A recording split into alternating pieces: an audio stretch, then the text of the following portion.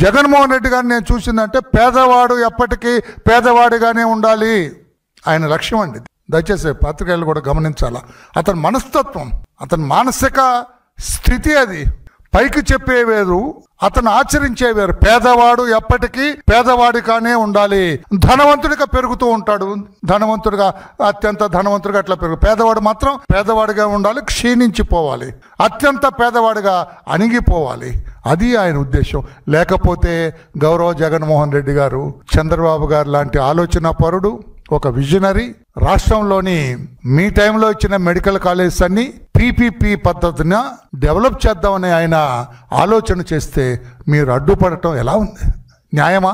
ధర్మమా? మీకు తగునా? పేదవాడికి ఎంతో ఉపయోగం ఉన్నది దాని ద్వారా.